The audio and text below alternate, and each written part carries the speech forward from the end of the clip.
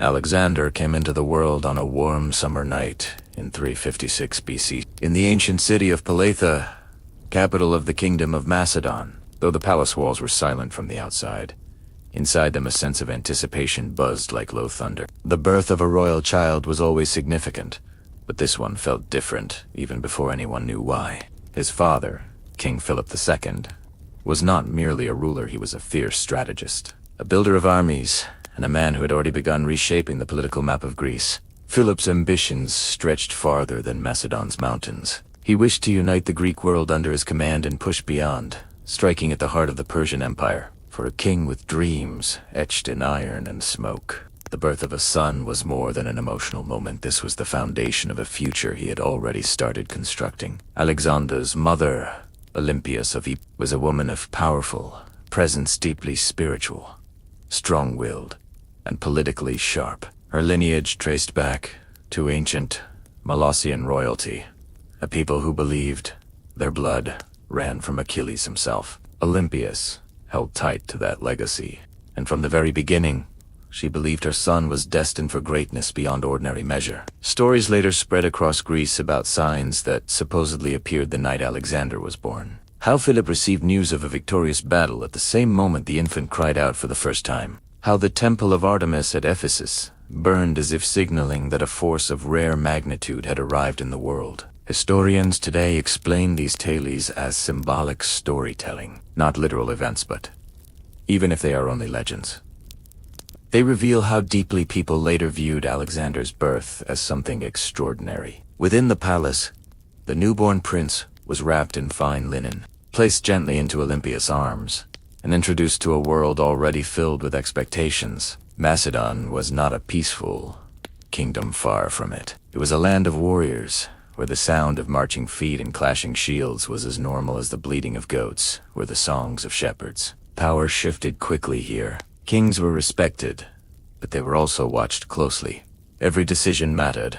Every alliance carried weight. Alexander would grow up in an environment shaped by tension and ambition. From his earliest days, he would hear voices discussing battles, alliances, rebellions, and the ever-present struggle against the great Persian Empire to the east. Even as a child, he would sense that his life was tied to something larger than simple royal comfort. Philip, busy as he was with military campaigns and political negotiations, still paid close attention to his son's upbringing. He understood better than anyone that a future king had to be formed with care, trained, tested, and shaped to rule. Olympias, equally determined, wished for her son to inherit not just power, but destiny. Thus, Alexander's life began in a place where ambition flowed through the corridors like a cold wind, where warriors sharpened their spears in the courtyards, where generals whispered strategy late into the night. He was born into a dynasty that carried heavy responsibilities and even heavier dreams.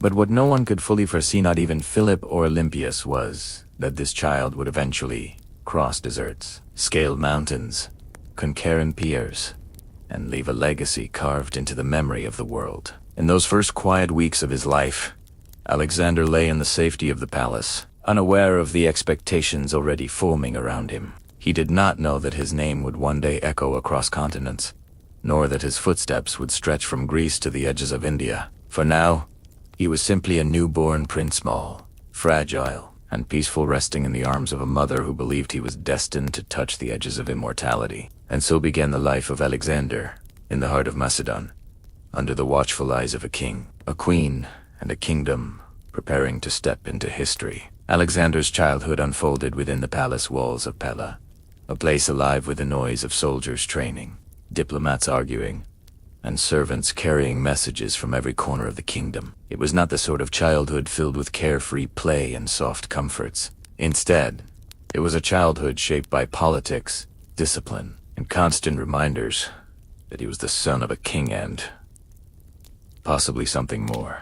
From an early age, Alexander displayed a sharp mind and a natural intensity that set him apart from other children. He was curious about everything: the stars in the sky, the stories of heroes, the movements of armies, and the way his father commanded loyalty from hardened warriors. His questions were endless, and he demanded answers not out of stubbornness, but out of a deep hunger for understanding. One of the most defining moments of Alexander's early life came when he was around 10 years old. story historians repeatedly highlight because it captures his character so clearly. A magnificent horse had been brought to Philip, a massive black stallion with a wild temperament. No rider could control it. The animal snorted, kicked, and reared violently, sending stable boys scrambling in fear. Philip was ready to dismiss the horse as useless, but young Alexander stepped forward and observed something others had missed. He noticed the horse grew terrified every time it saw its own shadow. Slowly, he approached the stallion, stroked its neck, and gently turned its head toward the sun so the shadow no longer danced in front of its eyes. Then, with calm hands and confident posture, he climbed onto its back. The courtyard went silent. The horse, which moments ago had been uncontrollable, now moved steadily under the young prince's command. When Alexander returned safely, Philip was so astonished that he declared in front of everyone, "My son, seek a kingdom worthy of yourself. Macedonia is too small for you." This horse, Bucephalus, would remain Alexander's faithful companion for decades, carrying him into battles across Asia until the very edge of India. Their bond started not with force, but with understanding. It was a glimpse into Alexander's unique ability to read what others overlooked, to find strength in calmness, and to lead through confidence rather than brute power.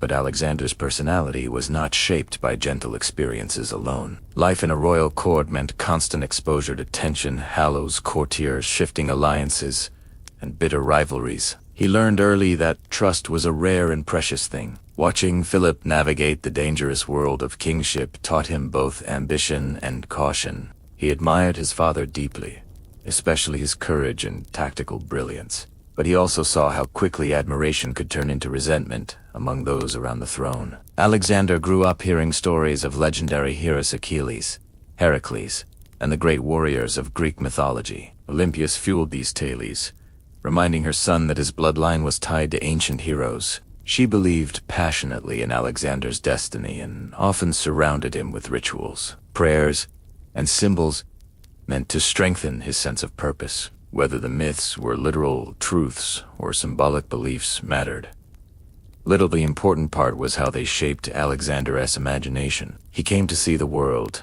not just as it was, but as it could be, shaped by courage, vision, and determination. He trained relentlessly, running, wrestling, riding, learning to wield weapons before most children his age fully understood what battle meant.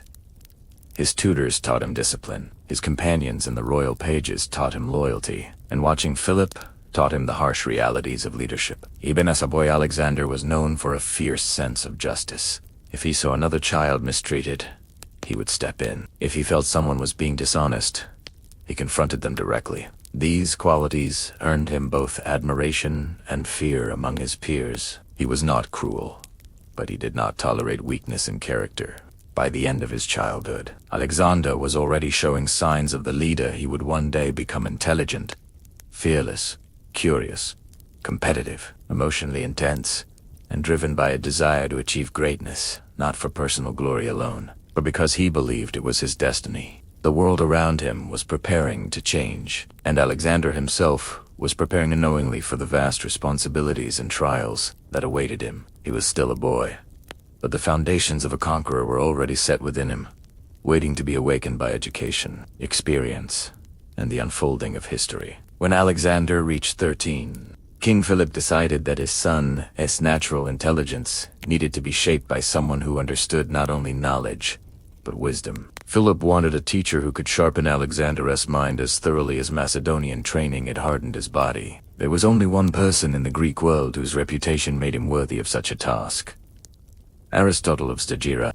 Aristotle was already one of the most respected thinkers of his age. He trained under Plato, a master of logic, ethics, biology, politics, and the study of human behavior.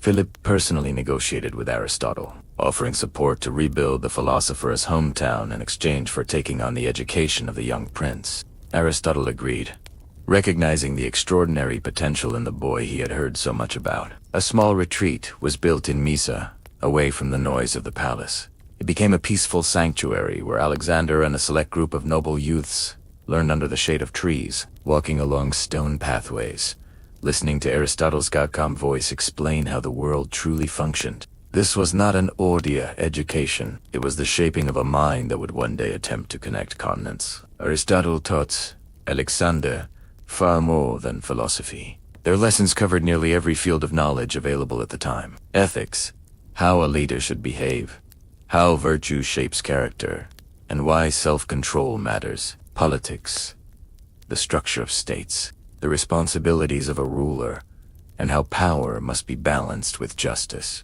Biology and medicine, the functions of the body, methods of treating wounds, and observations of nature. Geography, understanding lands, rivers, mountains, and the cultures that lived beyond Greece. Literature, especially Homer's Iliad, which would deeply influence Alexander's personality and ambitions. Logic, the tools to think clearly, identify deception, and reason through complex problems. Among all these subjects, the one text Alexander cherished most was Homer's Iliad, which Aristotle personally edited and gifted to him. Alexander kept that copy with him for the rest of his life, storing it under his pillow, even during military campaigns. He believed Achilles was the ideal hero, and Aristotle helped him interpret the lessons behind the myth: courage, honor, loyalty, and the consequences of fury and pride. Aristotle never tried to make Alexander gentle or passive. Instead, he tried to guide the boy's intense nature toward reason. Alexander had a quick temper, a burning competitive spirit, and a fierce sense of justice. Aristotle's goal was not to suppress these traits, but to refine them, teaching him when to act, when to wait, and when to question his own impulses. Their relationship was respectful, but also dynamic. Alexander admired Aristotle deeply, though he did not always agree with him. This disagreement was not disrespect, it was the sign of a growing mind. Aristotle encouraged debate, pushing Alexander to think independently, not blindly accept authority. The philosopher also introduced him to the concept of Panhellenic unity, the idea that Greek culture had a unique value capable of influencing the wider world. Alexander absorbed this lesson, though he would later expand it beyond anything Aristotle imagined. Under Aristotle, Alexander also learned about the lands of Persia, India, and distant regions that were only known through travelers' accounts. He listened with fascination, storing each detail in his memory. Unknown to the world at the time, the boy listening to those descriptions would one day walk through those very lands with tens of thousands of soldiers behind him. Alexander's fellow students at Mysa included some who would later become his most trusted companions on campaigns: Hephaestion, Ptolemy, Cassander, and others. They did not simply study together. They formed bonds of loyalty that would last for decades. The shared experience of learning under Aristotle created a sense of unity among them, a feeling that they were being prepared for something greater than ordinary life. But Alexander's education was not limited to books and discussion. Even during this period of study, he continued physical training: riding, hunting, spear throwing, and running.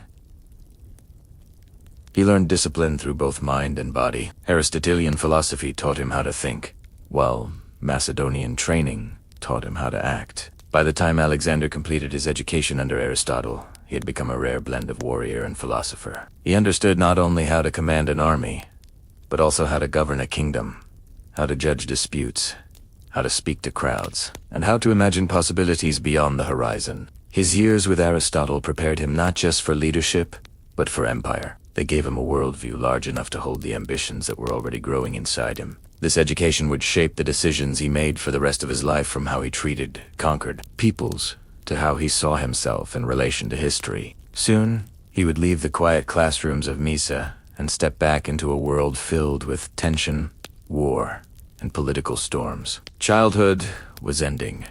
The lessons were complete. The world, in all its complexity, waited to test everything he had learned. Alexander's transition from childhood into adolescence unfolded in an environment where military life was not merely a profession but the very backbone of Macedonian identity. The palace of Pella echoed with the rhythmic pounding of boots, the metallic ring of weapons striking shields, and the disciplined chants of soldiers drilling day after day. For young Alexander, this was not background noise.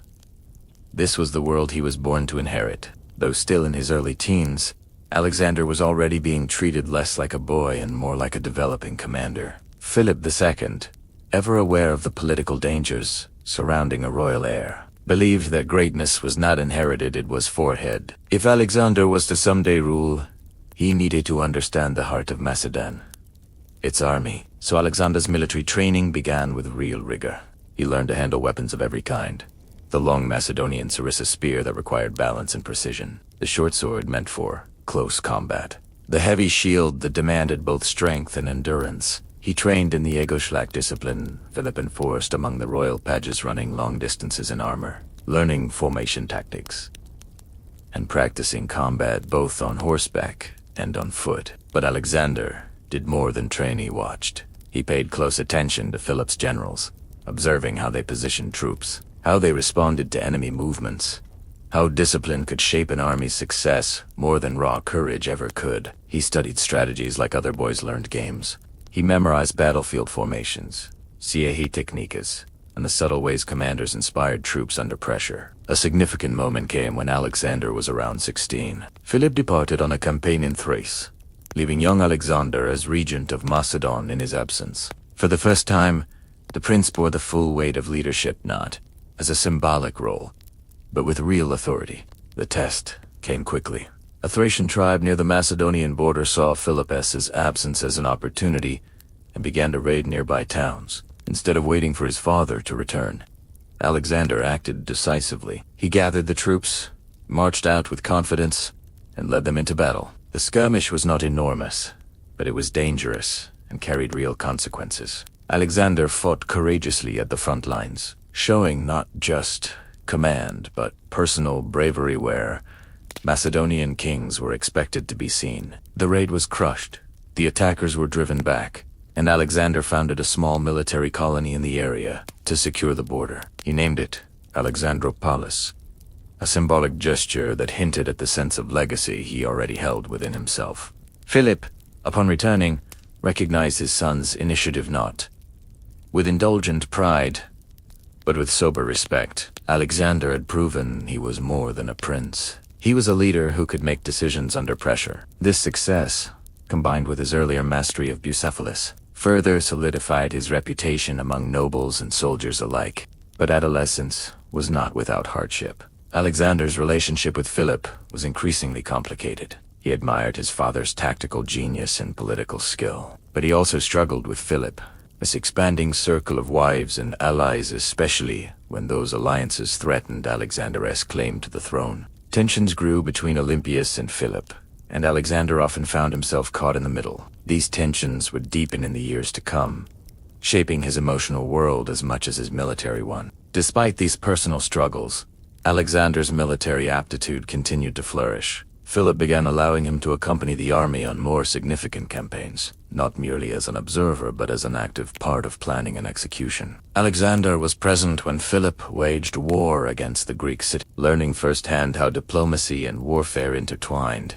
During these formative years, Alexander experienced the harsh realities of combat, the chaos of clashing armies, the cries of wounded men, the fear that gripped even the bravest soldiers, and the discipline required to overcome that fear. He learned how morale could shape the outcome of a battle, how terrain could determine victory or defeat, and how timing was as crucial as strength.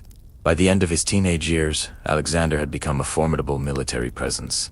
He was not yet the world conqueror he would become, but the seeds were fully planted, courage sharpened by experience, intelligence strengthened by study, and ambition fueled by both admiration and rivalry with his father. He was ready for the next stage of his life, the moment when Philip's campaigns, ambitions, and alliances would collide with personal tragedy, launching Alexander into a destiny far bigger than Macedon itself. Philip II's reign was transforming Macedonia from a struggling frontier kingdom into a rising military powerhouse. By the time Alexander reached his mid-teens, his father's ambitions had grown far larger than the borders of Greece. Philip was no longer content with defending Macedonia. He wanted dominance, unity, and influence stretching across the Greek world and beyond. And in this expanding political landscape, Alexander's role was becoming increasingly significant. Philip was a visionary, but he was also a realist. He understood that Greece was a mosaic of fiercely independent city-states, Athens with its proud democratic tradition, Sparta with its rigid militarism, Thebes, with its renowned sacred band. Each city valued autonomy above all else. For centuries, unity had been a dream that seemed impossible, but Philip had devised a new path. Instead of brute conquest alone, he combined diplomacy, strategic marriage alliances, and military brilliance to bring the Greeks under a single umbrella, his own leadership. Alexander grew up witnessing this long and delicate process. He watched ambassadors from Athens arriving with careful smiles, envoys from Thebes negotiating with prideful caution, and Spartan messengers who barely concealed their disdain for Macedonian authority. It was a political chessboard, and Philip was a master at moving pieces. During these years, Alexander was no longer just a prince, he was becoming a figure of political importance. Philip began involving him in councils, exposing him to discussions about strategy, alliances, and the constantly shifting loyalties of the Greek world. At times, the atmosphere in these meetings was tense, but Alexander observed everything closely. He was absorbing the art of governance, diplomacy, and persuasion skills that would become vital later in his empire building. Philip's greatest ambition, however, lay across the Aegean Sea. The Persian Empire. Although still powerful, Persia had begun showing signs of internal instability, rebellions in Egypt, revolts in Asia Minor, and weakened control over distant satrapies. Philip believed the time was approaching when Greece could strike back for the Persian invasions of earlier centuries. He saw himself as the leader who could unite the Greeks to avenge those wars and seize the wealth and glory of Asia. To prepare for this future, Philip reformed the Macedonian army with relentless determination. He introduced the famous sarissa, a long spear, nearly twice the length of traditional Greek spears, which allowed Macedonian phalanxes to dominate any battlefield. He professionalized the military, trained soldiers year-round, and built elite units, like the companion cavalry. Alexander trained alongside these soldiers, pushing himself to meet their level of discipline and skill. The bond he formed with the army in these formative years would later become one of his greatest strengths. Philip also tested Alexander's leadership early. At age 16, when Philip campaigned in Thrace, he left Alexander in charge as regent to acting ruler of Macedonia. This was no ceremonial role. When a northern tribe rebelled during Philip's absence, Alexander led the Macedonian forces into battle, crushed the revolt, and founded his first city, Alexandropolis. Named after himself, this act was a clear signal. Alexander was not merely a prince. He was a leader capable of commanding armies and governing territory. Alexander's relationship with his father during this period was complex. He admired Philip's brilliance, respected his military genius, and understood his role in Macedonia's rise. Yet, as Alexander grew older, he sometimes felt overshadowed. Philip's victories, his expanding influence, and his growing family through multiple marriages created tensions that would later erupt. But at this stage, Alexander was still absorbing lessons from the man who had built the foundation for all his future conquests. Philip's diplomats succeeded in forming what would later be known as the League of Corinth, a unified alliance of Greek states, with Philip as the appointed leader. The League's official goal was simple: launch a united Greek campaign against Persia. Behind this unified announcement lay decades of Philip's persistent political maneuvering. Alexander witnessed the moment Greece, long divided by rivalry, stood under a single banner. It was a remarkable achievement, one that set the stage for the future Alexander was destined to fulfill. In these years, Alexander's personality sharpened. He became more confident, more aware of his abilities, and more conscious of the vast world that lay before him. The palace, once simply a home, now felt like a training ground for something much bigger. Every event, every council meeting, every battle, every diplomatic negotiation shaped him for the role he would one day inherit. What no one yet realized was that the ambitious dream Philip carefully constructed would soon fall to his son, who would take that dream far beyond its original boundaries, stretching it across continents Philip never imagined. The final years of King Philip II's reign were marked by triumphs, tensions, and growing political complexity, threads that would all collide in a single moment that changed Alexander's life forever. By this time, Philip had nearly accomplished what many thought impossible.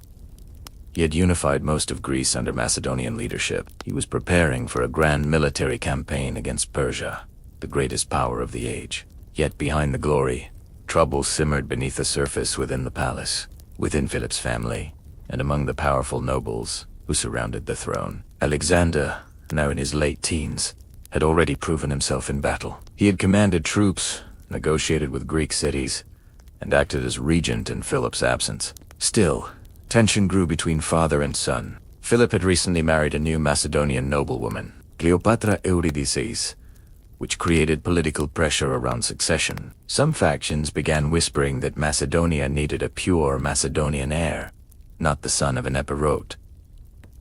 Mother like Olympias.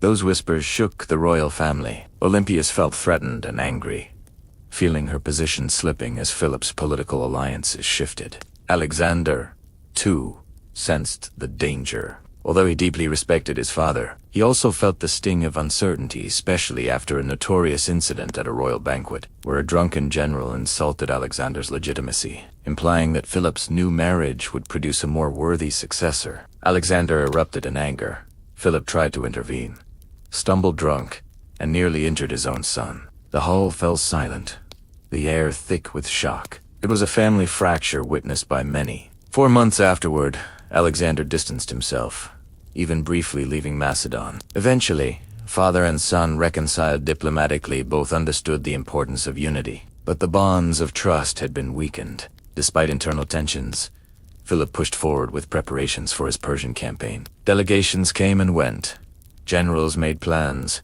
and the kingdom prepared for war. As part of these preparations, Philip arranged a grand celebration in the city of Egypt. Festivals and ceremonies meant to honor Macedon's achievements and strengthen alliances. It was there, in 336 BCE, that everything changed. On the day of the celebration, the atmosphere was festive. Crowds gathered, musicians played, and nobles took their places along the grand walkways. Philip entered the theater in a public procession, unarmored and confident, surrounded by guards but unusually unprotected, perhaps to show his bond with the Macedonian people. Suddenly, in a moment too quick for anyone to react, one of Philip's own bodyguards, Pausanias, rushed forward and struck the king with a dagger. The blade sank deep. Philip collapsed, blood pooling beneath him. The king who had reshaped Greece, the architect of Macedonian power, was dead before he touched the ground. Chaos erupted. Pausanias fled, but guards quickly chased him down and killed him before he could be interrogated. Because of this, the motive behind the assassination remains debated by historians even today. Some suggest it was a personal revenge. Others point to political conspiracy among nobles. Some believe foreign powers were involved, and a few suspect internal court rivalries tied to succession, but no solid evidence ever emerged. What is certain is this: Macedonia needed immediate leadership. A vacuum at the top meant danger not just for the royal family, but to the entire kingdom. Alexander acted with decisive speed. He returned to the capital, took control of the military, and secured the loyalty of key commanders who had fought alongside him. Macedonian tradition made succession rapid and brutal. Rivals were eliminated quickly. Potential claimants linked to Philip's new wife were removed, as were nobles who threatened stability. These actions were harsh, but they were common in ancient royal transitions, and without them, the kingdom would likely have split apart.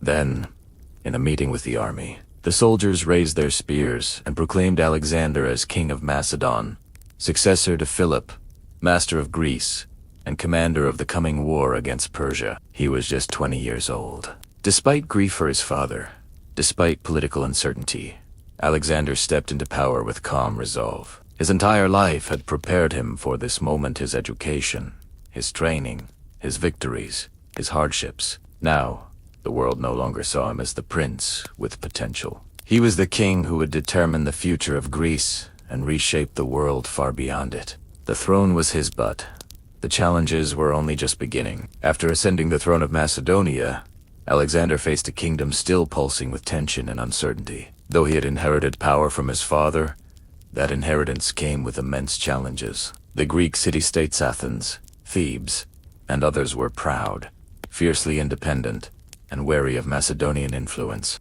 They had long resisted the idea of a unified Greece under a single ruler, and Alexander now stood as the embodiment of what they feared. A young, ambitious king determined to assert control. Alexander wasted no time demonstrating his authority. He understood that leadership was as much about decisiveness as it was about courage. His very presence commanded attention. At just 20 years old, he projected confidence far beyond his years. Nobles and generals alike quickly recognized that this was no ordinary prince. He was a man with sharp intellect, unshakable determination, and the unspoken promise that Macedonia's power would soon stretch far beyond its borders. One of the earliest tests of his authority came from Thebes, a city that had openly revolted against Macedonian rule after Philip II's assassination. Thebes assumed that Alexander's youth and relative inexperience would leave him weak, easy to intimidate, and slow to respond. But Alexander moved swiftly. He gathered his army, meticulously planned a siege, and advanced upon the city with calculated speed. His goal was not merely to punish Thebes, but to send a clear message to all Greek cities. Rebellion would not be tolerated. The siege of Thebes was decisive. Alexander's forces captured the city and enacted strict measures to quell resistance.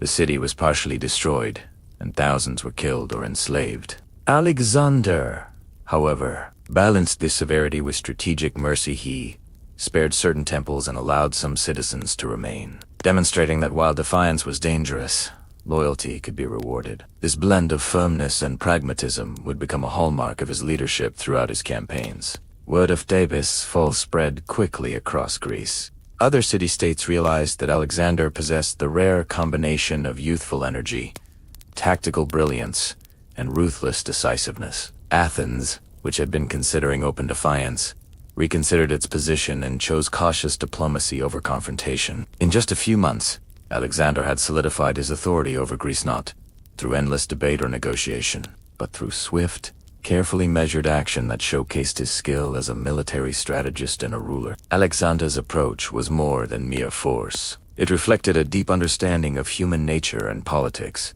He recognized the importance of symbolism, reputation, and perception. By acting decisively against Thebes, he established a reputation that would precede him in every subsequent encounter, whether on the battlefield or in negotiations with allies and adversaries. Fear and respect, understood, could be as powerful as armies. During this time, Alexander also continued to cultivate his education and strategic thinking. Even while managing rebellions and consolidating power, he studied history, military tactics, and philosophy. He analyzed past wars, learning from both Greek and Persian campaigns. This period of careful observation, coupled with real-world action, honed his abilities as a commander capable of extraordinary foresight and innovation. By the end of this phase, Alexander had transformed from a young successor into a decisive and commanding ruler of Greece. His authority was no longer questioned, and his name began to carry weight far beyond Macedonia. The Greek world, once fragmented and resistant,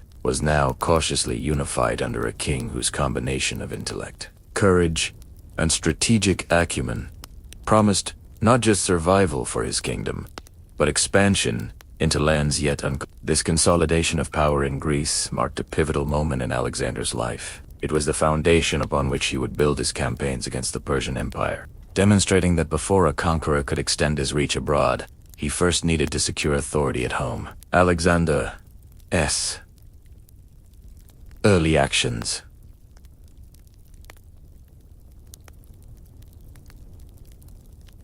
Against Thebes and his management of Greek affairs showcased a remarkable ability to blend strategic ruthlessness with measured wit, combination that would define his career and shape the destiny of empires. With Greece firmly under his control, Alexander now turned his gaze eastward. The Persian Empire, vast and ancient, loomed as the ultimate prize. Stretching from the Aegean Sea to the borders of India, Persia had long been a source of both fascination and fear for the Greeks. Its immense wealth, powerful armies, and far-reaching influence posed a challenge unlike any Alexander had yet faced, yet he did not hesitate. To Alexander, the conquest of Persia was not just a military goal, it was the fulfillment of a destiny he had been preparing for since childhood. Preparation for this monumental campaign began immediately. Alexander meticulously organized his army, selecting men not only for their physical strength, but also for loyalty, intelligence, and adaptability. The Macedonian army, already seasoned from Philip II's reforms, became even more disciplined under Alexander's command. He introduced new tactics, combining traditional phalanx formations with cavalry maneuvers, ensuring that his forces could respond to any battlefield scenario. Logistics received equal attention. Supplies, weapons, horses, and provisions were all calculated with precision, as Alexander knew that even the most brilliant strategy could fail without proper planning. Alexander also understood the importance of alliances and political strategy. He secured the support of Greek city-states through diplomacy and careful shows of power, ensuring that his rear would remain secure during the lengthy campaign. Moreover, he sent envoys to smaller states in Asia Minor, encouraging cooperation, or at least neutrality, before crossing into Persian territory. This combination of preparation, diplomacy, and foresight would prove crucial in the months to come. Crossing the Hellespont into Asia Minor marked the official beginning of the campaign. Alexander led his army across the strait with remarkable efficiency, signaling both his determination and his capability to command. The act was symbolic as well as practical. It demonstrated to his troops, allies, and enemies that Macedonia's king was a man of action, willing to personally lead his forces into unknown territory. Alexander's understanding of terrain, geography, and local cultures also set him apart from his predecessors. Before engaging Persian forces, he studied the rivers, mountains, and cities of Asia Minor, anticipating the challenges that lay ahead. He sent scouts to gather intelligence and maintained constant communication with his generals, ensuring that every decision was informed by both strategic insight and practical knowledge. The army itself reflected Alexander's innovative approach to warfare. Heavy infantry, skilled archers, cavalry units, and engineers capable of building siege equipment all formed an integrated force. Alexander emphasized training and drills, ensuring that his troops could execute complex maneuvers under pressure. Morale, too, was carefully cultivated. Alexander led by example, sharing the hardships of march, demonstrating courage in minor skirmishes, and inspiring loyalty through his personal bravery and charisma. In addition to military preparations, Alexander also framed the campaign as a moral and cultural mission. He presented it as a crusade against Persia, the empire that had once invaded Greece and threatened Hellenic freedom. While this was undoubtedly a motivating factor for his Greek troops, Alexander also displayed pragmatism. He encouraged respect for local customs and sought to integrate conquered peoples, rather than relying solely on fear and force. By the time the Macedonian army reached the first significant engagement along the river Granik, Alexander had transformed a young, ambitious king into a meticulous, visionary military leader. Every decision, every strategy, every alliance had been carefully considered. He understood that the Persian campaign was more than just a war.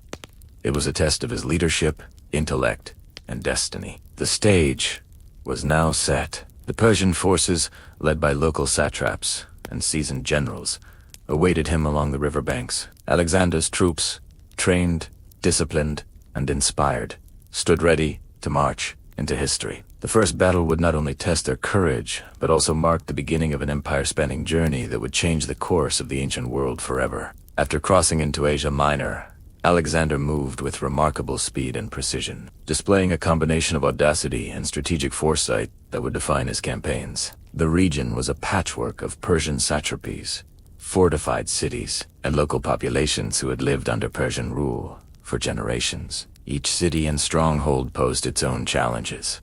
Yet Alexander approached every obstacle as an opportunity to demonstrate both military brilliance and political acumen.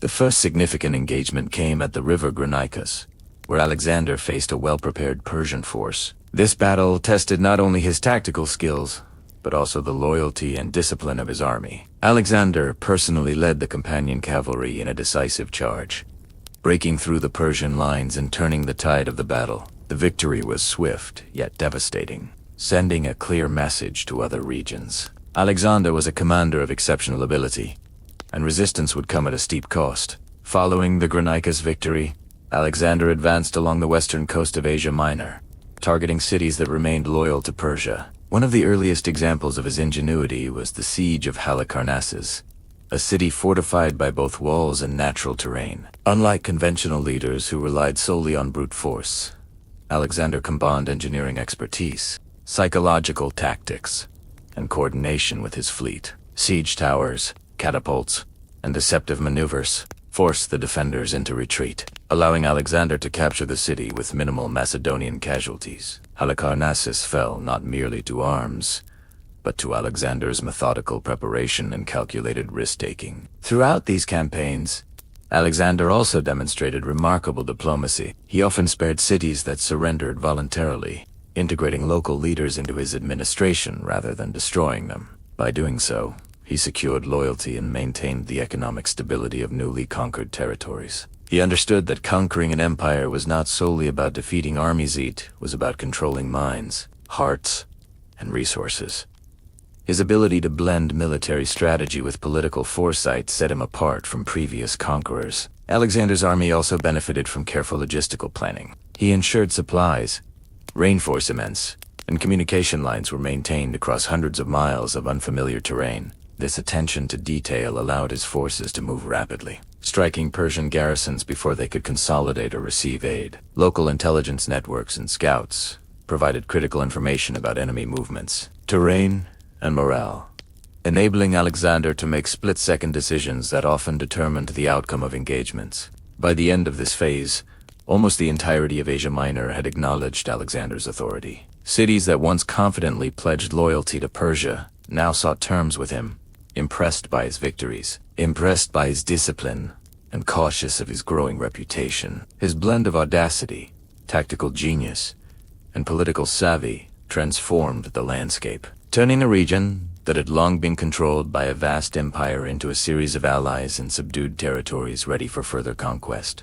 This period also began to shape Alexander's personal legend, tales of his courage in battle, his ability to inspire loyalty, and his respect for knowledge and culture began to circulate widely. He was not just a military leader. He was emerging as a symbol of both Greek strength and the promise of a new era. Each conquest reinforced his confidence, sharpened his strategies, and prepared him for the even greater challenges that lay ahead: the confrontations with Darius III, the sieges of coastal fortresses, and the ultimate march into the heart of the Persian Empire. Asia Minor, once a distant and intimidating frontier, had now become Alexander's proving ground. Every city taken, every battle won, and every alliance forged added to his growing power and reinforced the truth that Alexander was not merely a young king. He was a visionary strategist whose ambitions stretched far beyond the horizon. His campaign in Asia Minor had set the tone for the unprecedented series of victories and the empire-wide influence that would follow, laying the foundation for the legacy he would ultimately leave across continents. By the time Alexander reached the eastern coast of Asia Minor, he had established a pattern of rapid, decisive victories, blending military brilliance with political strategy. Yet ahead of him lay one of the most critical confrontations of his early campaign: the Battle of East. Here, he would face Darius III, the king of Persia, himself a ruler, commanding a massive army with experience, resources, and prestige that dwarfed Alexander's forces in number. The stakes could not have been higher. Darius III's army was vast, reportedly numbering in the hundreds of thousands, though modern historians debate the exact figures. Regardless of the numbers, it was an intimidating force composed of cavalry, infantry, and elite Persian units armed with advanced weaponry. The battlefield near the Panoris River was narrow, a strip of land hemmed in by mountains and the sea, which Alexander realized could serve as both a limitation and an advantage. Using terrain to his advantage was a hallmark of his tactical genius, and Issus would be no exception. Alexander divided his army strategically, placing his trusted companion cavalry on the right flank, personally leading them in formation. The Macedonian phalanx, disciplined and cohesive, formed a central line, while allied Greek troops held the left flank. His plan was simple, yet daring: strike decisively at the Persian king while maintaining pressure across the front. Speed, precision, and morale were the key factors. Alexander knew that a single successful charge at the right moment could turn the battle into a complete rout. When the armies clashed, Alexander led a cavalry charge that cut straight through the Persian lines. Darius, witnessing the collapse of his center and the approach of Alexander himself, panicked and fled the battlefield, a decisive moment that would become legendary. Despite the larger size of the Persian force, Alexander's disciplined army combined with his bold leadership and tactical insight, secured a resounding victory. The Persian king's hasty retreat demoralized his forces, leaving the Macedonians in control of the field. The consequences of Issus were immediate and profound. Alexander captured Darius's family, his mother, wife, and children, treating them with respect rather than harm. This act of calculated mercy enhanced Alexander's reputation, presenting him not merely as a conqueror, but as a king of vision and restraint. Many cities, previously loyal to Persia, now sought Alexander's favor rather than resisting, further consolidating his expanding authority. The victory at Issus also had a psychological impact. Greek allies and Macedonian soldiers saw Alexander's courage and leadership in action, solidifying their loyalty and admiration. Meanwhile, news of the defeat spread through Persia, shaking confidence in Darius III's rule. Alexander's reputation as a military genius, capable of defeating numerically superior forces, began to take root across the known world. After the battle, Alexander continued to press his advantage. He moved swiftly along the eastern Mediterranean coast, capturing key cities and fortresses, including Tyre and Sidon later. But his triumph at Issus remained the defining moment that marked the transition from regional conqueror to a king, whose ambitions now directly threatened the heart of the Persian Empire. Issus demonstrated Alexander's ability to combine daring tactics with strategic foresight. He had proven that numerical superiority alone could not counter leadership, discipline, and audacity. The battle was more than a military victory. It was a statement of intent. Alexander was no longer merely a young Macedonian king consolidating Greece. He was a conqueror on the path to reshaping the ancient world. After his decisive victory at Issus, Alexander turned his attention to the eastern Mediterranean coast, where the strategically vital city of Tyre stood as one of the last major obstacles to complete control over Phoenicia. Tyre was no ordinary city.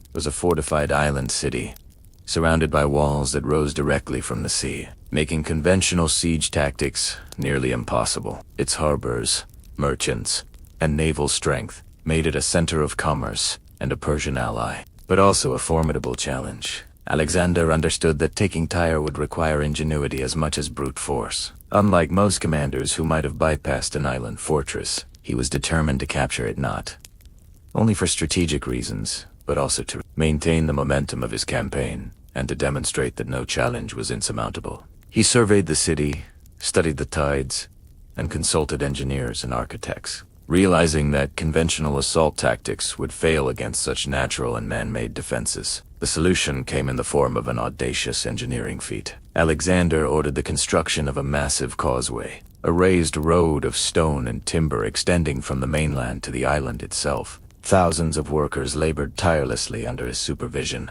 moving enormous stones from quarries, felling trees, and ferrying materials across the water. Alexander frequently visited the worksite, encouraging the soldiers and engineers, demonstrating his personal commitment to the siege. The scale and ambition of this project were unprecedented, reflecting his ability to combine vision, determination, and practical strategy. During the construction of the causeway, Alexander also employed naval forces to blockade the harbor and intercept reinforcements, gradually weakening the defenders. He used siege towers, catapults, and battering engines to bombard the walls, forcing the Tyrians to fight on multiple fronts. Months of relentless effort followed, as Alexander balanced patience with pressure, ensuring that morale among his troops remained high while steadily tightening the noose around the city. The defenders of Tyre put up a remarkable resistance. They launched counterattacks, used fire ships, and attempted to disrupt the causeway. But Alexander anticipated many of these moves. By adapting tactics, maintaining flexibility, and personally overseeing critical operations, he gradually overcame every challenge. The combination of engineering, innovation, disciplined soldiers, and persistent leadership ultimately prevailed. When the Macedonians finally breached the walls, Alexander allowed his army to enter, but he also exhibited control, punishing only the military defenders while sparing civilians where possible. His approach balanced the need for decisive action with an understanding of the importance of political legitimacy. The fall of Tyre sent a clear signal along the eastern Mediterranean.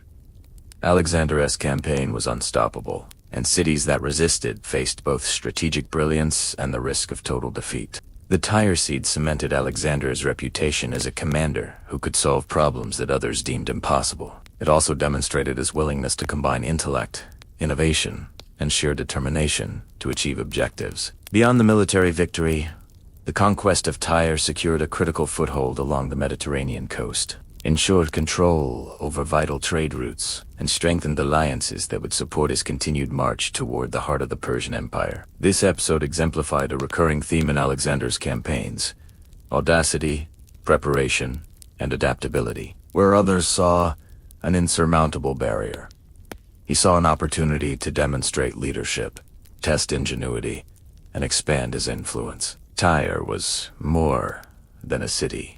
It was a symbol of his ability to turn the seemingly impossible into reality, setting the stage for the next phase of his campaign, Egypt, and the founding of Alexandria. After the grueling siege of Tyre, Alexander turned his gaze southward toward Egypt, a land of ancient civilization, wealth, and strategic significance. Unlike many of the regions he had previously conquered, Egypt had a long history of powerful pharaohs and deep cultural traditions. Yet the people of Egypt were eager for liberation from Persian rule, which had dominated the region for over a century. Alexander's arrival was thus met with curiosity, hope, and cautious optimism. Crossing the Sinai Peninsula, Alexander advanced into the Nile Delta, moving with the same calculated efficiency that had characterized his previous campaigns. Egyptian cities welcomed him, often with minimal resistance, seeing him as a liberator rather than a conqueror. Local leaders provided guidance, and Alexander,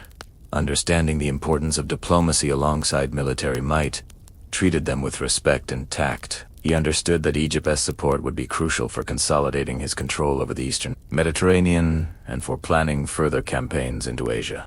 One of the most significant moments of his Egyptian campaign came when he visited the Oracle of Siwa in the Libyan desert. The journey itself was arduous, crossing arid terrain with limited resources, yet Alexander pressed on with determination. The Oracle, famed for its ancient wisdom, reportedly declared him the son of Zeus, whether literal or symbolic.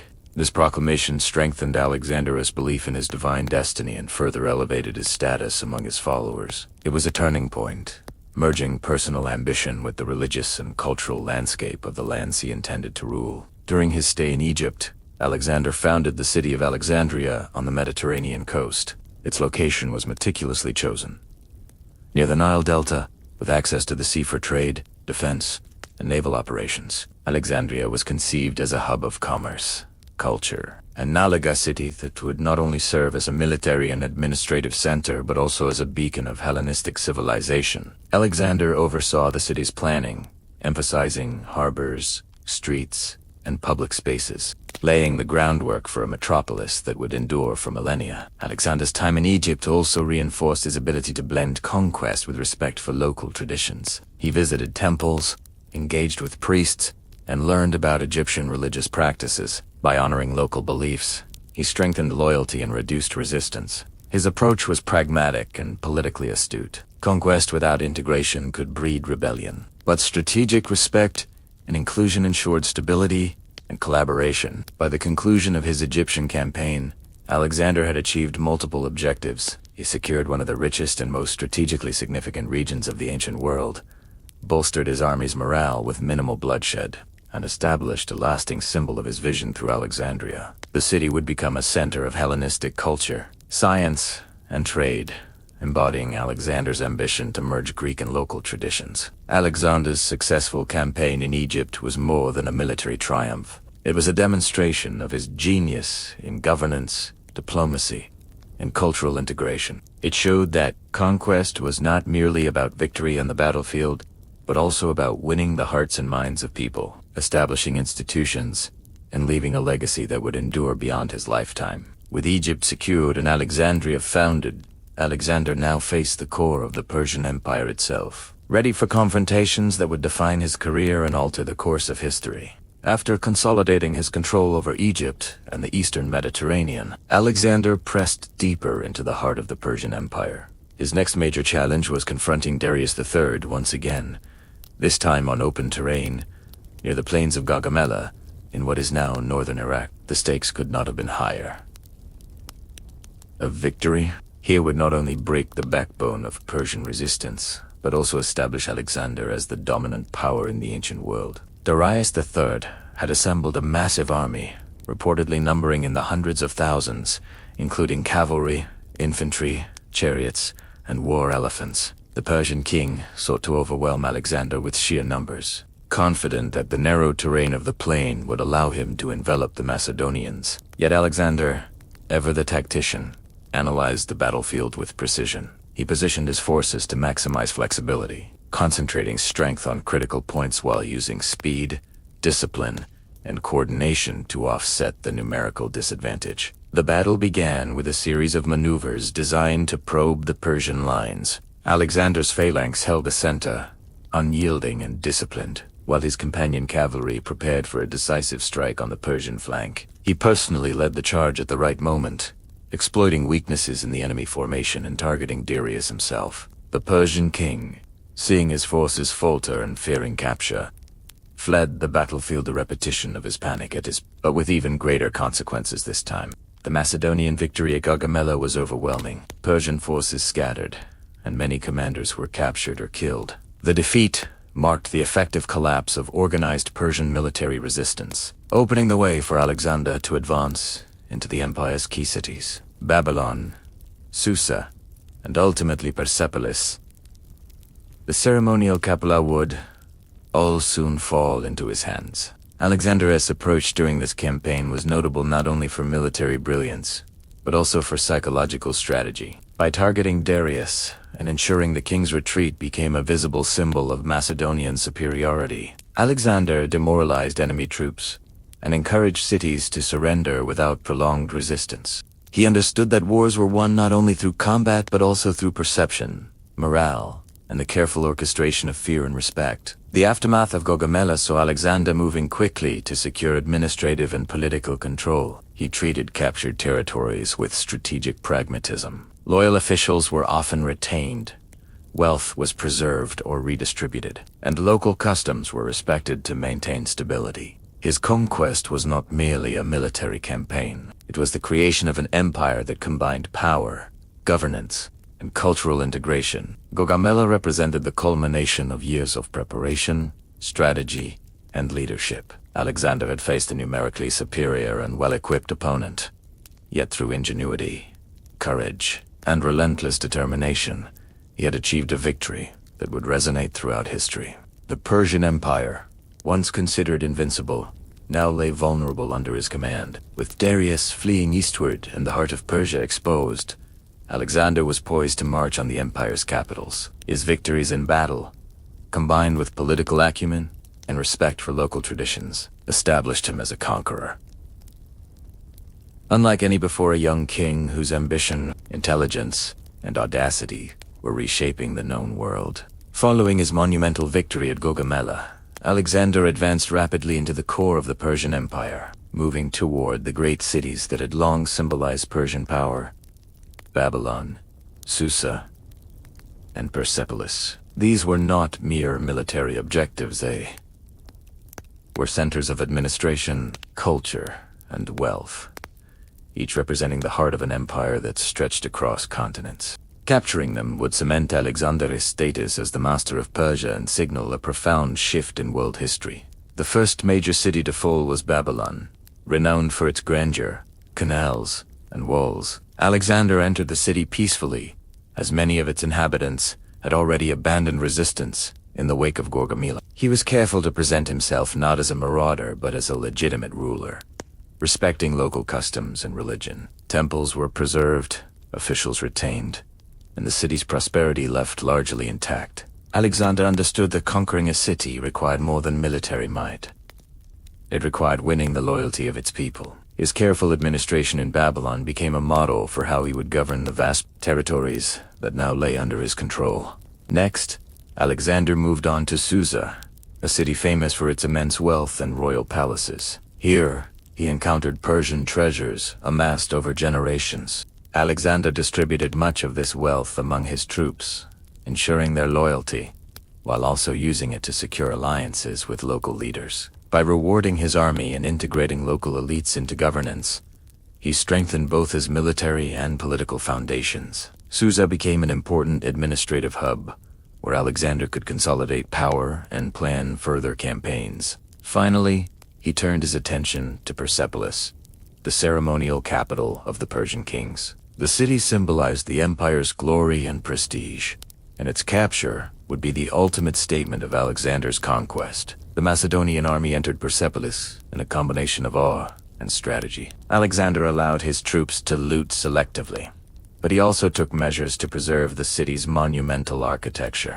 Later, in a calculated act, blending symbolism and revenge for Persian invasions of Greece, parts of the royal palace were burned, a gesture that demonstrated both his authority and the end of the old order. Throughout these campaigns, Alexander displayed remarkable skill in combining military victories with political strategy. He appointed satraps, incorporated Persian administrators, and ensured that governance remained functional. Unlike many conquerors who relied solely on fear, Alexander understood that long-term stability required integration, respect for local traditions, and the creation of a sense of shared purpose under his rule. The fall of these capitals marked not just the conquest of territory, but the collapse of Persian political and cultural dominance. Alexander now controlled an empire that stretched from the eastern Mediterranean to the fringes of India. His victories had been achieved through careful planning, tactical genius, and the ability to inspire loyalty among both soldiers and civilians. By the time he had secured Babylon, Susa, and Persepolis, Alexander had transitioned from a brilliant military commander to the ruler of one of the largest empires the world had ever seen. His combination of courage, strategic insight, and political acumen would define his legacy, setting the stage for further campaigns, consolidation of power, and the eventual integration of Greek and Persian cultures under his visionary leadership. After capturing the great cities of the Persian Empire, Alexander's pursuit of Darius III became the final act in dismantling Persian authority. Though the Persian king had fled following the disasters at Gaugamela, his presence still posed a threat to Alexander's consolidation of power. Alexander moved swiftly, combining relentless pursuit with careful strategy, determined to prevent Darius from regrouping and rallying remaining forces. Darius, however, was facing growing disloyalty among his own commanders. Many of his satraps and generals recognized the inevitability of Alexander, as Victorian began plotting to protect themselves rather than their king. Ultimately, Darius was betrayed by his own satrap, Bessus, who arrested him with the aim of seizing power. Despite Alexander's proximity and efforts to intercept, Darius was executed by the conspirators before he could be rescued. Alexander's response to Darius's death was both pragmatic and symbolic. He treated the Persian king's family with dignity and respect, ensuring that Darius's widow, mother, and children were protected and honored. By doing so, Alexander presented himself not as a mere conqueror, but as the legitimate heir to the Persian kingship, a ruler capable of mercy and wisdom. This strategic compassion strengthened his reputation and facilitated the smooth transition of power in newly conquered territories. With Darius gone, Alexander declared himself King of Asia, a title that signified his control over the vast Persian domains. This declaration was not simply ceremonial. It represented the culmination of years of military campaigns, political maneuvering, and strategic vision. The Macedonian army, long loyal to Alexander, now recognized him not only as their leader but as the sovereign of a vast, culturally diverse empire. Alexander moved quickly to consolidate his authority. He appointed satraps, Macedonian, some Persian, of her various provinces, blending existing administrative structures with new governance. By incorporating Persian officials and respecting local traditions, he minimized resistance and ensured that the empire remained functional despite its vast scale. Cities that previously resisted or remained neutral were encouraged to pledge allegiance, often rewarded with privileges or inclusion in Alexander's expanding network of governance. The death of Darius and Alexander's assumption of kingship also had profound psychological and political effects across the region. Persian soldiers, previously emboldened by loyalty to their king, were now leaderless, and local populations increasingly accepted Alexander's authority. Even distant satrapies, hearing of Alexander's victories and strategic diplomacy, chose cooperation over rebellion. Alexander's claim as king of Asia was both a personal and political milestone. It marked the end of Persian sovereignty and the beginning of a new order under Macedonian leadership. The empire he now ruled spanned continents, encompassed diverse peoples, and required both military vigilance and administrative skill. Alexander had achieved what few in history had attempted: the complete dismantling of an ancient, powerful empire and the establishment of a unified rule under his command. With the Persian Empire effectively under his control, Alexander turned his focus to stabilizing the conquered regions, integrating cultures, and preparing for the next stages of his ambition, further expansion eastward into Central Asia and beyond. This phase of his reign demonstrated not only his capacity as a military genius, but also his vision as a ruler who understood the complexities of empire building and the responsibilities of kingship. With the Persian heartlands under his control and Darius III dead, Alexander turned his ambitions further east, toward the rugged and remote regions of Bactria and Sogdia, territories corresponding roughly to modern Afghanistan, Uzbekistan, and Tajikistan. These lands were mountainous, harsh, and sparsely populated, yet strategically vital as a bridge between Persia and the Indian subcontinent. Unlike the fertile plains and well-established cities of Mesopotamia, Central Asia demanded endurance, adaptability, and constant vigilance. The campaign through these regions tested both Alexander and his army in unprecedented ways. Narrow mountain passes, steep cliffs, and hostile local populations created logistical nightmares. Supply lines were difficult to maintain, and the Macedonian soldiers, accustomed to Mediterranean climates and plains, faced harsh winters, scorching summers, and relentless ambushes from skilled Sogdia and Bactrian warriors. Guerrilla tactics, sudden raids, and fortified hilltop settlements slowed progress and inflicted heavy casualties. Yet Alexander pressed on with determination and meticulous planning. In Sogdiana, Alexander faced a particularly stubborn challenge: the fortress city of Marikanda, modern South. Local rulers employed a combination of traditional fortifications and mountainous terrain to resist Macedonian assaults. Alexander relied on ingenuity rather than brute force. He employed feigns, surprise attacks, and psychological tactics, often negotiating with local leaders to encourage surrender while maintaining the threat of military action. His personal involvement in battles, often leading from the front despite treacherous terrain, inspired his troops and demonstrated his unwavering commitment to conquest. During this campaign, Alexander also sought to integrate the local populations rather than merely subjugate them. He encouraged marriages between Macedonian officers and local women, fostering loyalty and cultural exchange.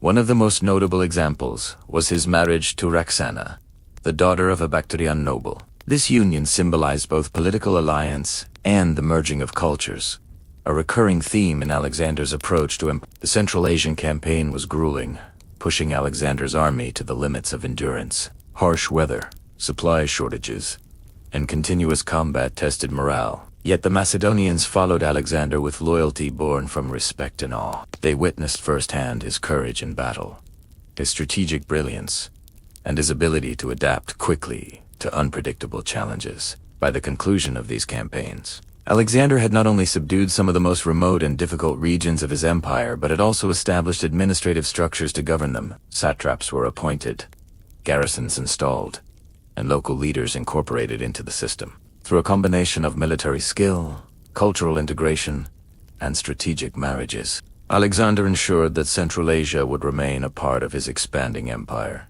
This period of hardship and conquest in Bactria and Sogdia profoundly shaped Alexander as both a commander and a ruler. It tested his resilience, sharpened his strategic thinking, and reinforced his ability to maintain loyalty under extreme conditions. More than just a military campaign, it demonstrated his vision for a united empire stretching across diverse landscapes and vision that extended beyond mere conquest to the creation of a lasting legacy. The completion of these Central Asian campaigns set the stage for Alexander's next grand endeavor: the invasion of India, a land of vast rivers, forests, and kingdoms, yet untouched by his influence. His army, battle-hardened and inspired by his leadership, was ready to face new challenges and push the boundaries of the known world. After securing the challenging regions of Central Asia, Alexander directed his ambition toward the Indian subcontinent, a land of dense forests, massive rivers, and kingdoms with well-organized armies. Crossing the Hindu Kush mountains and entering the Indus Valley, Alexander faced a new kind of warfare, unfamiliar terrain, and culturally distinct populations. This campaign would test not only his military acumen, but also his ability to adapt to environments far removed from the Mediterranean and Persian worlds. Alexander's first major confrontation in India was with King Paras at the Battle of the Hydaspes River in 326 BC. Porus commanded a formidable army, including elephants, creatures unfamiliar to the Macedonian soldiers, and well-trained infantry and cavalry. The river itself created a natural defensive barrier, complicating Alexander's usual tactics of rapid cavalry strikes and coordinated phalanx maneuvers. To overcome this, Alexander displayed his hallmark ingenuity. He conducted careful reconnaissance, studied the river's currents, and identified a crossing point upstream, under cover of night. This maneuver allowed him to flank Paras's forces unexpectedly, achieving tactical surprise. During the ensuing battle, Alexander personally led his cavalry and coordinated attacks with the phalanx, neutralizing the elephants' effectiveness while maintaining morale among his troops. Despite Paras's bravery and the formidable elephant corps, Alexander emerged victorious. He captured Paras, but treated him with respect, allowing him to retain his kingdom as a loyal ally. This combination of military decisiveness and political pragmatism exemplified Alexander's approach: conquer with strength, govern with wisdom, and integrate local rulers to ensure stability.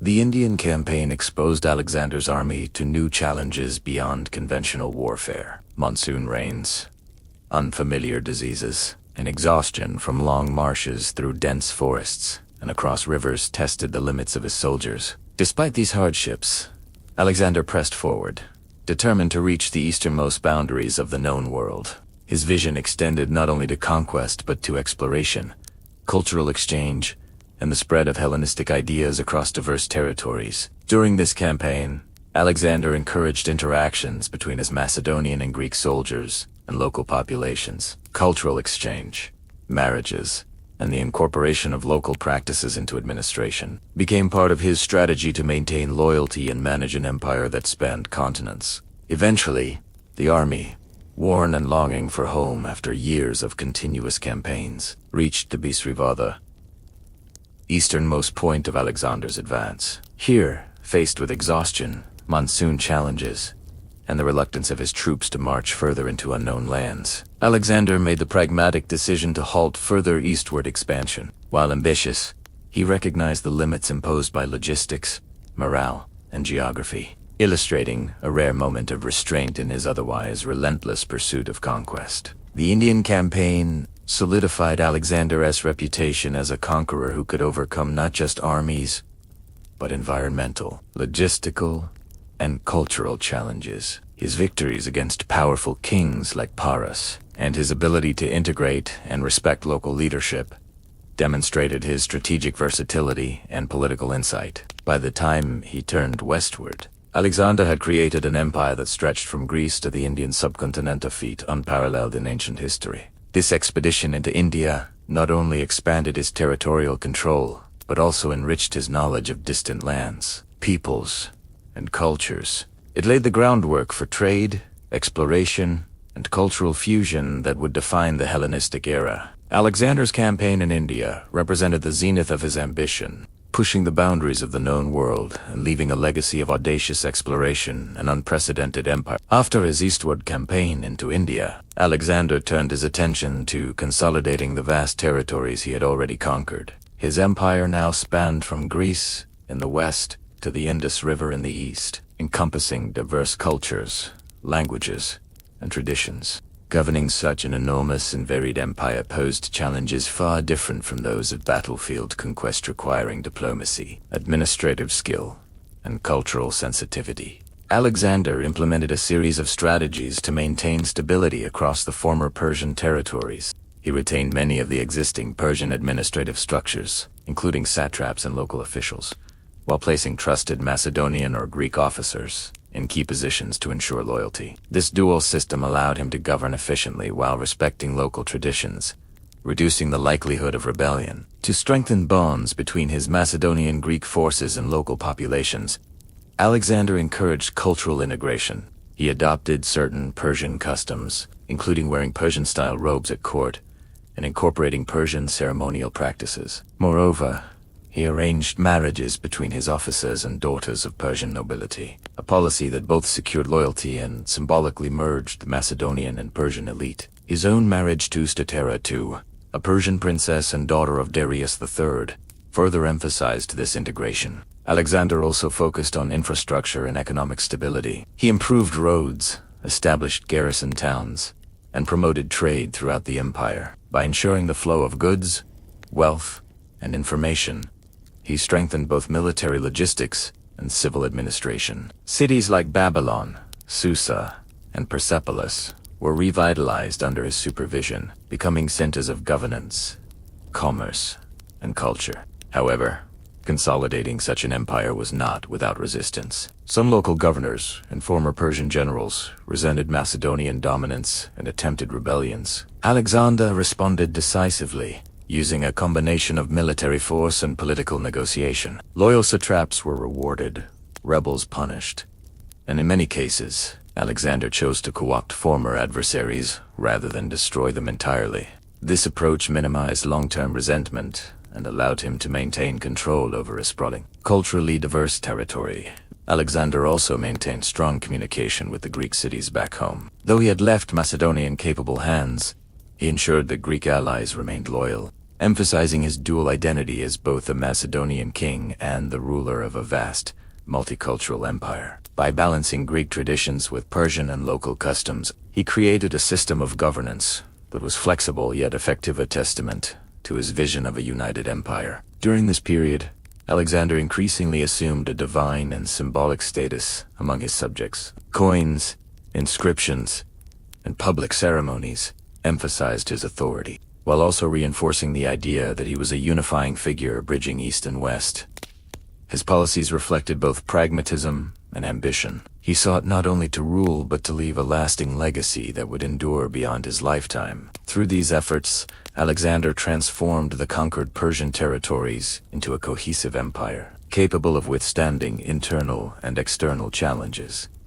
His blend of military brilliance, diplomatic skill, and cultural integration set a precedent for future rulers and demonstrated that true conquest required more than defeating armies. It required building structures, alliances, and loyalty across diverse populations. With Persia pacified and administration solidified, Alexander began to contemplate the further extension of his empire, but also faced new pressures: the wariness of his troops, the challenges of governing distant lands, and the complexities of succession. These tensions would increasingly influence the final years of his reign and the events leading up to his untimely death. As Alexander consolidated his empire, he faced the dual challenge of maintaining control over vast territories and managing the morale and loyalty of his army. Years of continuous campaigning, harsh climates, and distant conquests had left his soldiers physically exhausted and psychologically strained. Many longed to return home to Macedonia, yet Alexander, ever ambitious, contemplated further expansion, including plans to push into Arabia and possibly explore new lands beyond the known world. Despite these pressures, Alexander continued to assert his authority and expand his influence. He strengthened garrisons, appointed satraps, and encouraged cities to adopt Hellenistic culture while respecting local traditions. This careful balancing act between imposition and integration defined his governance style. In every conquered region, Alexander sought not just obedience, but collaboration, believing that a stable empire required loyalty, administration, and cultural cohesion. During this period, Alexander's personal life intertwined with his political strategies. He married multiple times to forge alliances and integrate local elites into his rule. His marriage to Roxana of Bactria and later to Statera II, daughter of Darius III, reflected both political foresight and a desire to merge Macedonian and Persian royalty. These unions symbolized the blending of cultures under his reign, reinforcing his vision of a multicultural empire. Alexander also cultivated a court that combined Macedonian, Greek, and Persian influences. Scholars, philosophers, and scientists accompanied him on campaigns, documenting geography, natural history, and local customs. Cities like Alexandria became centers of learning, embodying his ambition to unite knowledge and governance. Through these efforts, he sought to create not only a political empire, but also a cultural and intellectual legacy. Yet, this period was not without tension. Long campaigns, alcohol, and the pressures of leadership contributed to strained relationships among his generals. Some questioned his increasingly autocratic and divine claims, while others feared for succession and stability. Alexandar's vision of unifying East and West, while innovated, sometimes alienated loyal Macedonian officers who were accustomed to traditional hierarchies. Despite these tensions, his charisma, battlefield genius, and personal bravery kept his army largely united. Even as he planned further conquests, Alexander never lost his fascination with exploration. He encouraged mapping unknown lands, studying rivers, mountains, and peoples, and recording observations for posterity. His curiosity about the world extended beyond military objectives. It reflected a genuine desire to understand the lands he ruled and the people within them. By this stage of his life, Alexander had become both a conqueror and a ruler of unprecedented influence. His empire stretched across 3 continents. His authority was acknowledged by diverse populations, and his legacy as a military genius and cultural integrator was firmly established. Yet, the constant expansion, the demands of governance, and the weariness of years of campaigning foreshadowed the challenges and vulnerabilities that would emerge in his final years. Alexander's personal ambition, combined with his visionary governance, had transformed him from a young Macedonian king into a legendary figure whose actions reshaped the political, cultural, and intellectual landscape of the ancient world. However, even at the height of his power, the strains of leadership and the vastness of his empire meant that the future remained uncertain, setting the stage for the final chapter of his life. By 323 BCE, Alexander the Great, at Hust, 32 years old, had built an empire that stretched from Greece to the Indus River, encompassing countless cultures, peoples, and cities. He had achieved victories that no other leader of his time could imagine, blending military genius, political acumen, and cultural integration. Yet, his life marked by relentless ambition, perilous campaigns, and extraordinary leadership was approaching its final chapter. Alexander fell ill in Babylon.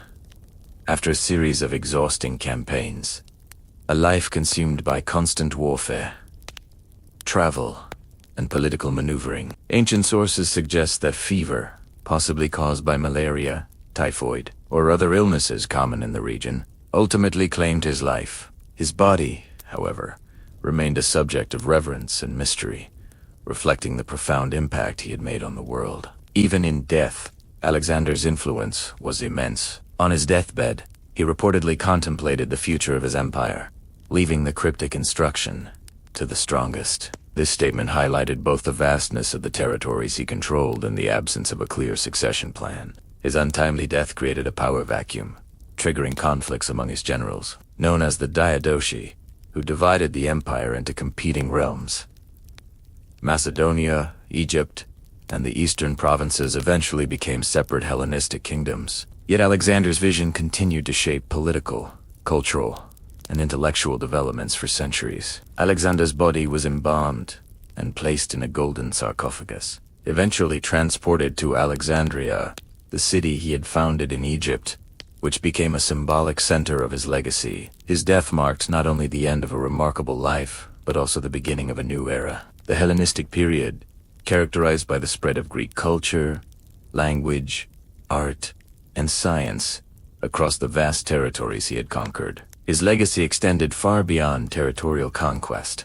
Alexander's campaigns facilitated unprecedented cultural exchange, blending Greek, Persian, Egyptian, and Indian influences. Cities, trade routes, and institutions he established became centers of knowledge and innovation. His approach to governance, integrating local traditions with centralized authorities, served as a model for future empires. Yet, his life was also a cautionary tale of ambition and mortality. Alexander achieved feats that reshaped the ancient world, but the relentless pace of conquest, the demands of leadership, and the absence of a clear succession plan left his empire vulnerable to fragmentation. His story illustrates both the heights of human capability and the limits imposed by fate and circumstance. In death, Alexander became more than a king or general. He became a legend. Stories of his courage, intelligence, and audacity endured across centuries, inspiring countless leaders, historians, and dreamers. The empire he built, though short-lived in its unified form, changed the course of history, spreading ideas, culture, and ambition far beyond what the world had previously known. Thus ends the life of Alexander the Great, a young Macedonian prince who became a conqueror of worlds, a unifier of cultures, and a symbol of ambition and vision whose influence resonates even in the modern era. His story, from birth in Pella, through battles, campaigns, marriages, and governance, to his untimely death in Babylon, remains a testament to the extraordinary capabilities of a single individual and the enduring impact one life can have on the course of history.